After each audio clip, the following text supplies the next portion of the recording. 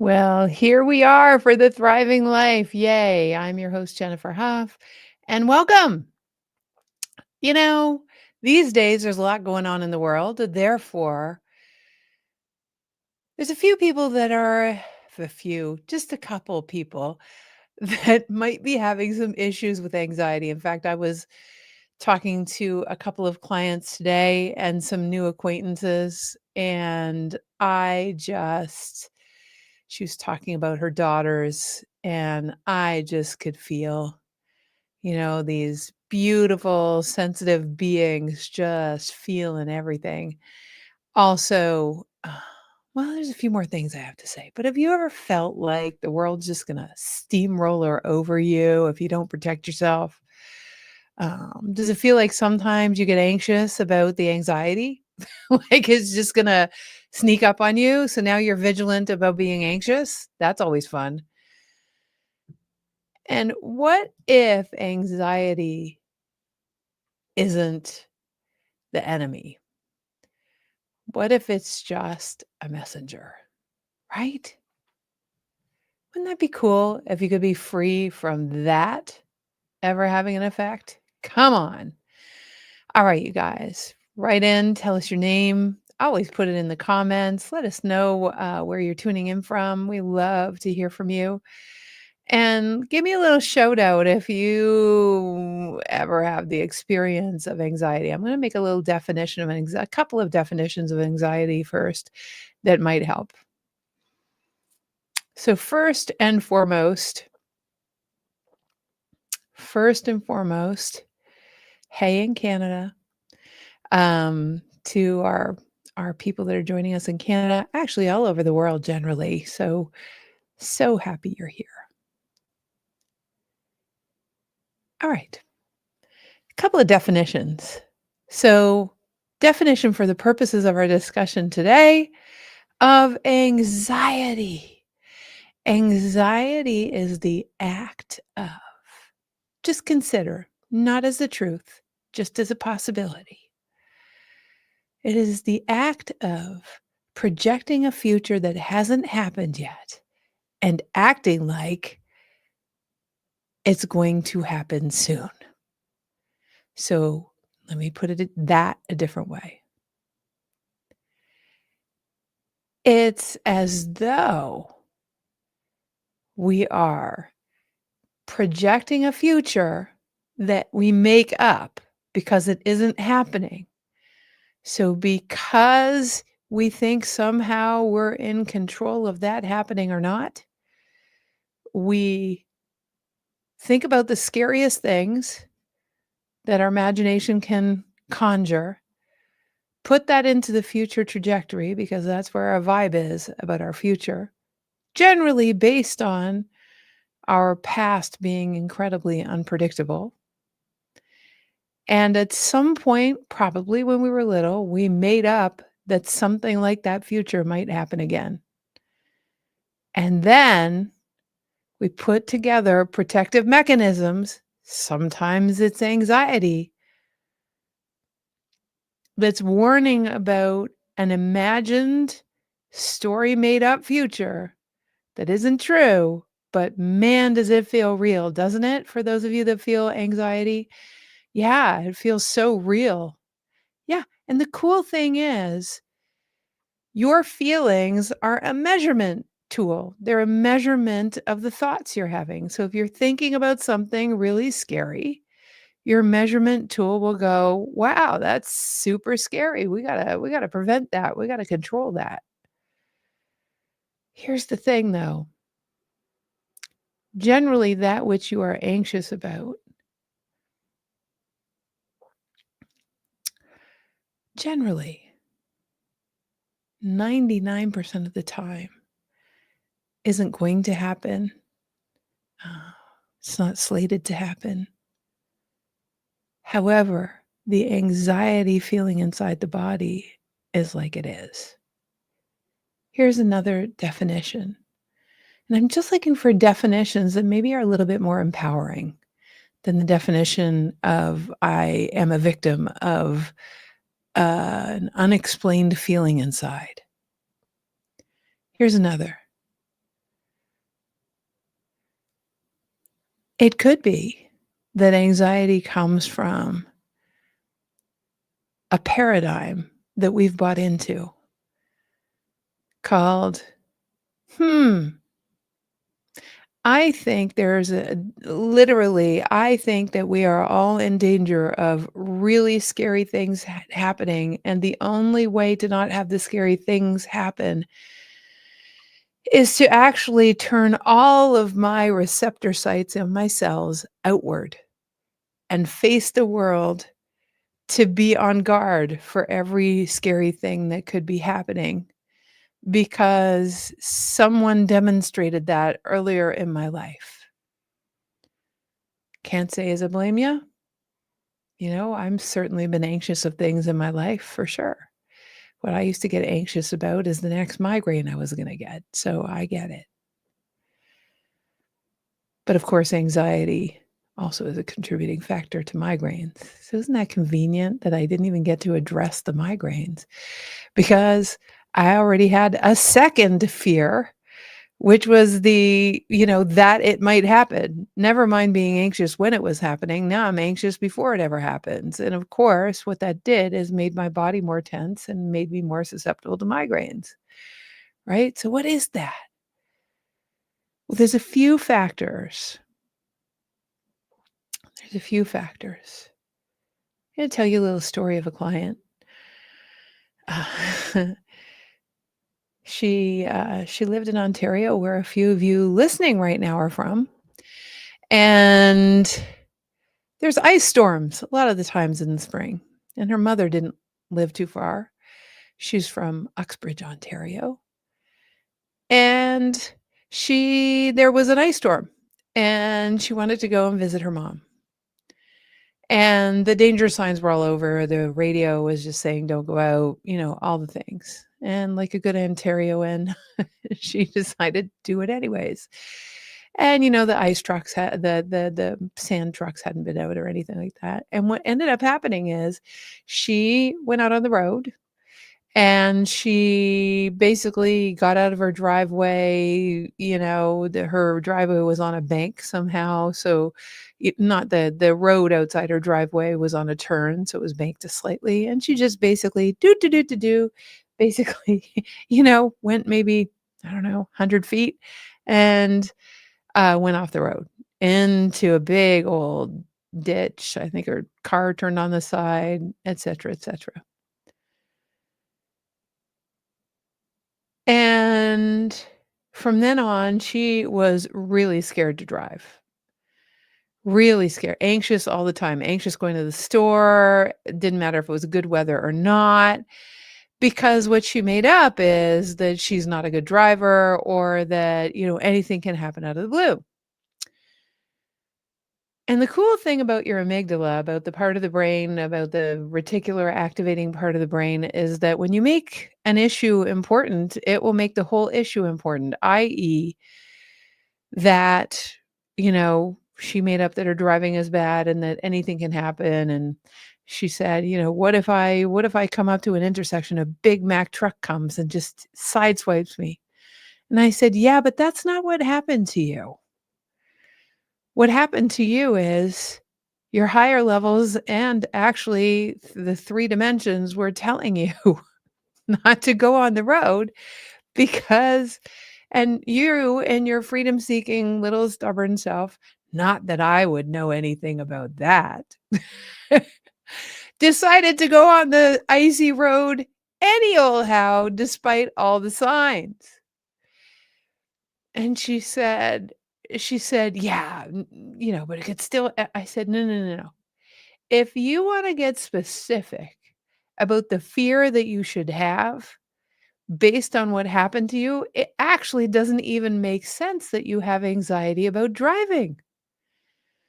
Because what you should have anxiety about is driving when there's warning signs all over the news and on TV that you shouldn't drive, and then following your attachment anyways." And all of a sudden, she just calmed down and went, "Oh my god, I never thought of it that way." I said, "Yeah, because the thought that you had that you're now anxious about driving everywhere Let me ask you, you ever had an accident going to the store when it's summer? Have you ever had an accident going to the store when it's fall? You ever had an accident in the winter when the roads are perfectly clear? She's like, "No, no, no, no, no. Nothing's happened from out of the blue." "Oh, well, when I wasn't paying attention, I backed into a post and bent my bumper." "Yeah, but, lots of people do that. You're just having a bad day." I bring this to you because mostly, or not mostly, much of the time, anxiety happens from an incident, and the belief we make up about life or ourselves as a result of that incident or those incidents, the reason we feel anxious is because what we made up is incorrect. So, anxiety about migraines. Let's talk about me for a second. So, I had deep anxiety about migraines, deep anxiety. So imagine 4 times a month, you have this thing that incapacitates you for a day when you have it, and for the following day because you get a hangover from the migraine. And when you have it, you think you're gonna die, and your head feels like it's gonna explode, and you're in so much incredible pain, and the pain exacerbates it because now you're anxious about the pain getting worse. So before you get it, you're anxious, and when you have it, you're anxious. Does anyone have any physical symptoms that are like that for you, or you used to have them? Do you ever have that? And so once you have a few migraines, again, my interpretation. What was the thought that I had about the migraines? The thought I had about migraines was, there's nothing I can do. They just come out of the blue. It can just sideswipe you. And the only thing you can do is be vigilant for them, of course, which exacerbates or makes you more susceptible to getting the migraine because it's all about the fear and the constriction and the tightness. And so one day I had the worst migraine I had ever had, and I was not even lying in bed. I was curled up in a ball with my forehead on my pillow, um, just praying, I guess, is the way you would language it. And I'd already thrown up twice, and it was terrible. And, uh, and I was verging on, at this point, just getting anxious about being anxious. You ever done that? See, 'cause you can never address the anxiety when you're anxious about being anxious because you first got to address the anxiety about the anxiety, so you never get to the root cause. So I was anxious about the result of my anxiety. So funny, ironic, really. And that particular day, it was so painful that, thank God, it actually popped me out of my body. I'd never been out of my body before, it was pretty weird. Well, back then it was weird because I was an economist. And I popped out of my body, and I was looking back at my body going, "Oh, weird." And I thought to myself, "I'm gonna die." And then I thought, "Am I dead?" And then I thought, "Gosh, as long as I'm here and not there, I'm not feeling the pain. This is really strange. I see the body is in pain, but I'm not feeling it." And these words that I'd been speaking for months came to me, show me. I love those 2 words, show me. And I asked to be shown because I wasn't anxious at this point because now I didn't have to be afraid about having another migraine. I was outside of my body and apparently this is a very nonlinear way of not experiencing pain. So already I had a sense of freedom, and all of a sudden I saw I've shared this story before many times, but I saw an entire lineage of on my dad's side where, you know, everyone put pressure on themselves to be perfect because a lot of them were engineers and the bridge falls down, right? If you don't get it perfect. And I was anxious about getting it right because I owned the get everything perfect from my ancestry. Get everything perfect or the bridge falls down. Here's the thing, I'm not an engineer. A. B, if you're an engineer, You do your best because you're an engineer, but you need to be anxious about not getting it right? No. You wanna be present so that you do the best job. That's entirely different. In fact, anxiety defeats the purpose of the equations for building the bridge. But here's the thing for me, the perfectionism, which I have since disowned. Well, I'm perfectionist. I wouldn't say I'm perfectionist because that requires a degree of judgment if you don't get it right. It requires a certain pressure. I do not put pressure on myself in order to get things right. I probably do things entirely differently from that now because I realized there was a different truth. Remember, I said anxiety is about holding a perspective on life. Okay. We've got an engineer listening right now. So it's about holding a perspective on life, holding a perspective on life that is incorrect. I'm going to describe to you why in a second. This is probably one of the most powerful concepts that I ever got for myself. So hold, please. I will get to that. But first, I want to talk about these migraines specifically. In an instant, I realized that pressure wasn't mine to begin with. It was an entire ancestry that I unconsciously inherited. And that unconscious inheritance of this, I have to get it right. And by the way, a lot of these men in my ancestry were also beaten and had alcoholic fathers. So it was even worse.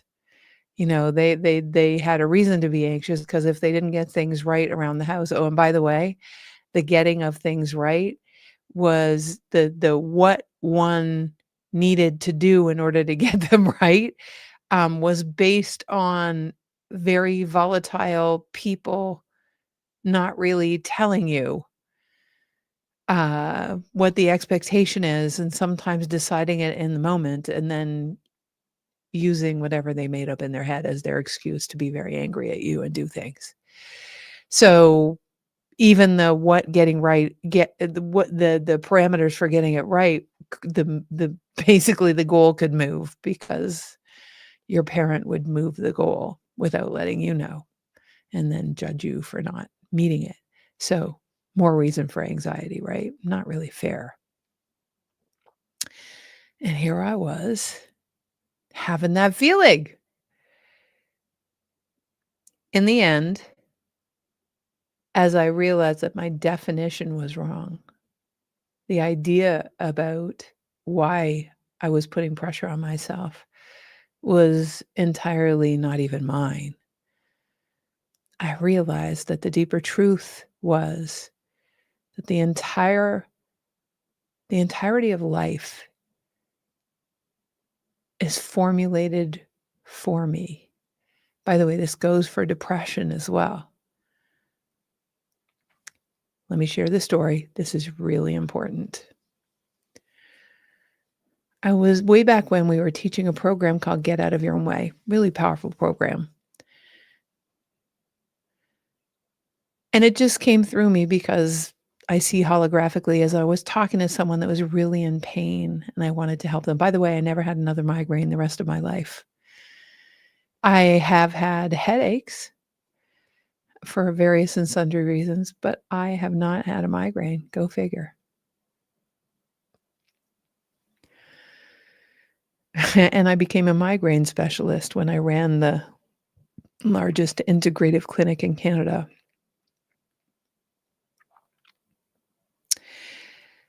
Yeah. So here's one of the most important teachings that came to me, I don't know, a decade ago, maybe 15 years ago. But it's so profound. I mean, it was life changing. You ready? Okay. I was talking with someone who was truly being a victim of their thoughts, truly being a victim of their feelings.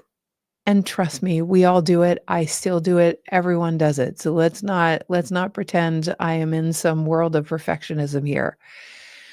But I'd love to hear from you I'd love to hear from you what you might feel a victim of sometimes. Like it just happens and you just put up with it, or it just happens and, oh, well, I'm just going to be anxious or depressed or whatever. I'm just going to be in reaction.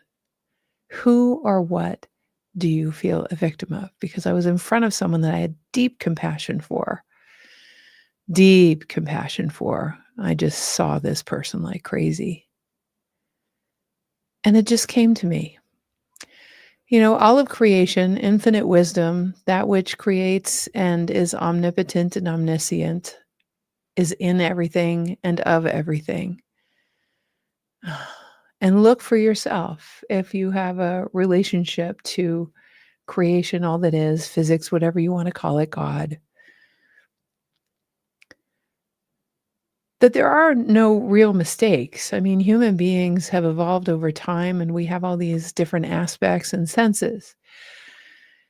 And I was given the ability to see that, we have the sense of sight because we can see the truck coming towards us and you can get out of the road, or you can see a beautiful sunset and then you can enjoy it. So that sense tells us to go away from, or it helps us do our everyday tasks, right? So that's sight.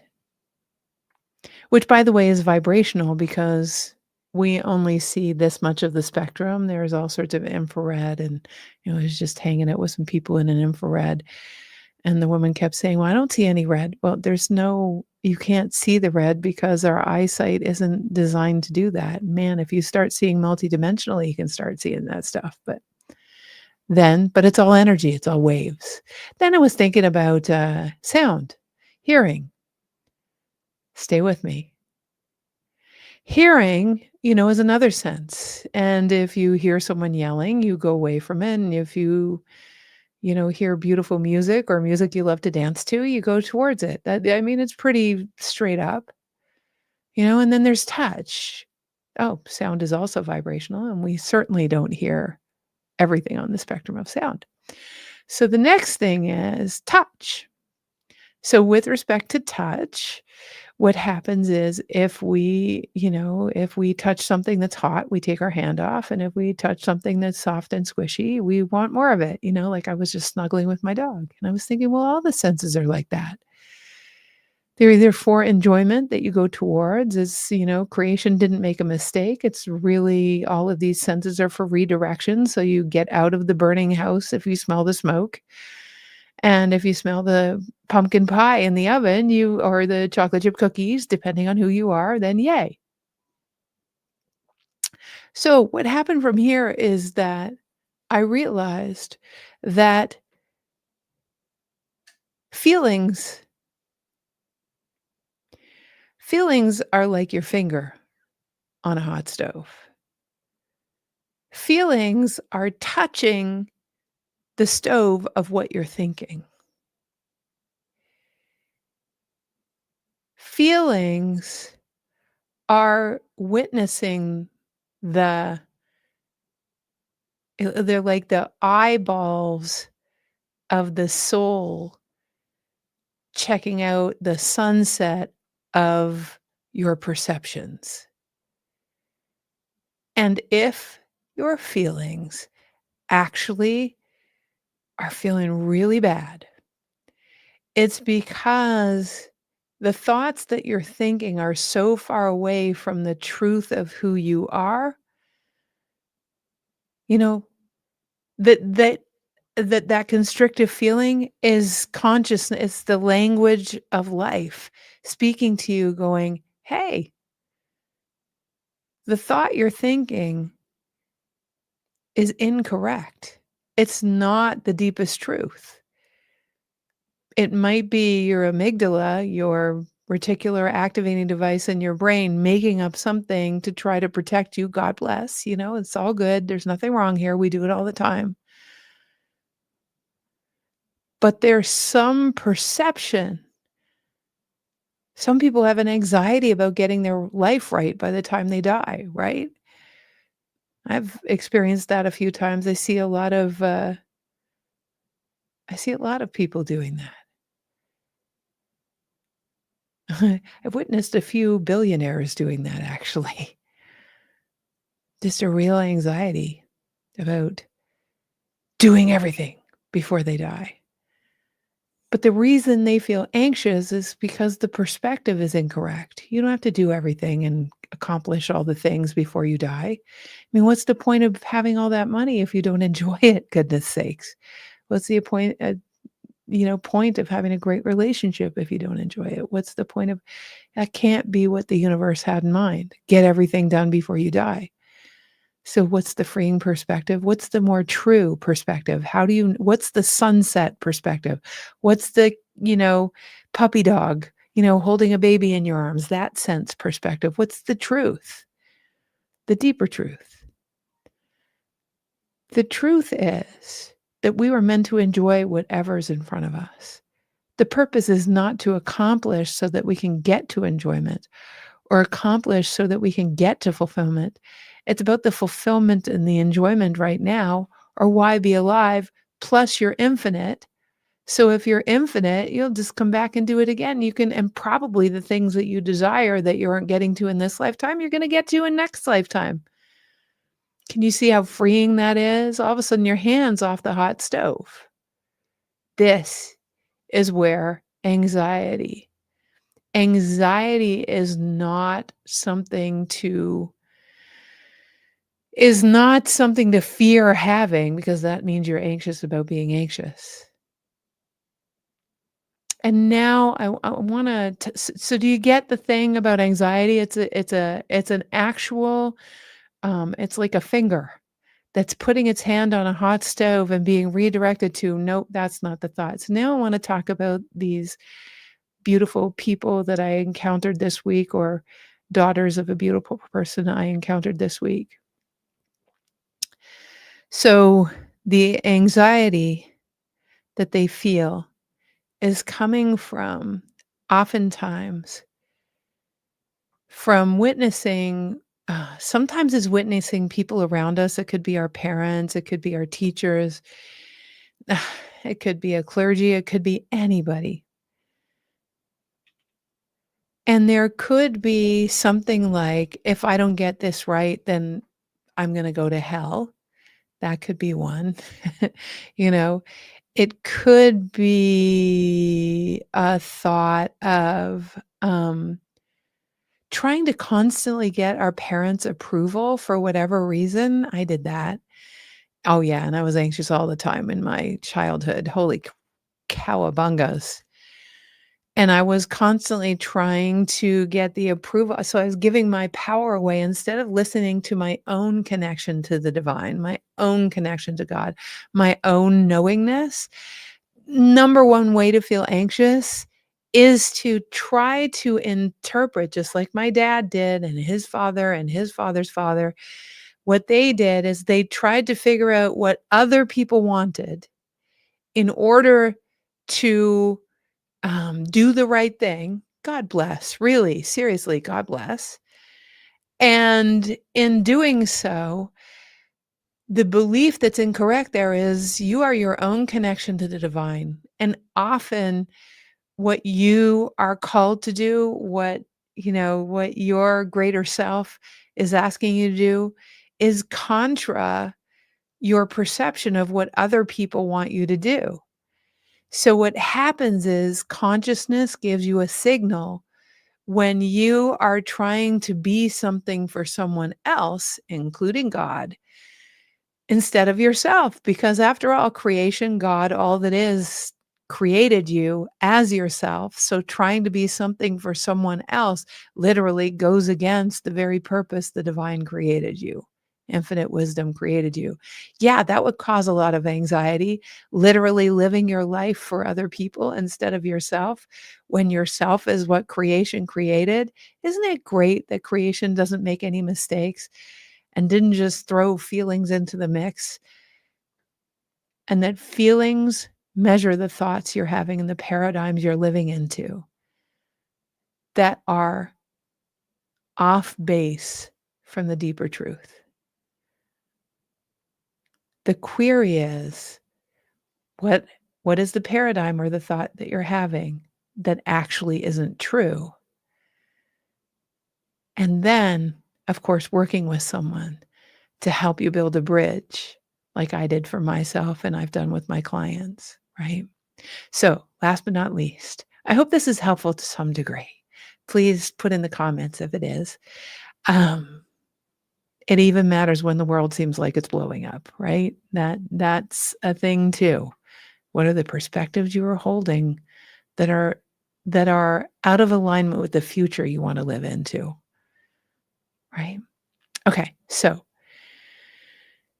we are having going on retreat. We're going to Costa Rica. Why? Because pulling ourselves out of regular everyday living is just so juicy and yummy. And then I can work with you directly. And guess what? We're limiting the trip to only 15 people, and then I can see everybody's hologram. We're literally, did you guys know that one-on-ones with me, when you just come and do them one-off, they're $1,800 an hour.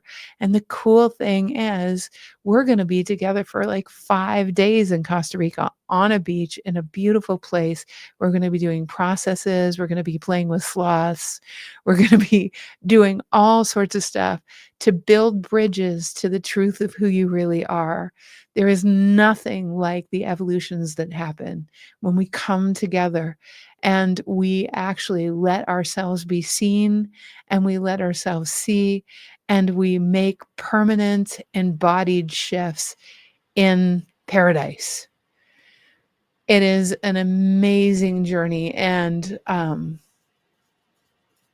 it is so great to have intimate time with everyone that's unobstructed, where we're fed amazing food. And yeah, I know, but everyone who's ever been on a wide awakening adventure with us says that there is nothing like it. It's life-changing. So I hope you click on the link that's going to be in the chat. And it is November 16th to the 21st in beautiful Costa Rica, right on the beach. We are going to watch those sunrises we talked about, and we're going to start bringing together the thriving operating system for you. Meanwhile, looking at your hologram and getting you back in alignment with all of you, bringing back splintered pieces. It's going to be so powerful. All right, you guys. I love you. And it's thewideawakening.com/Costa Rica.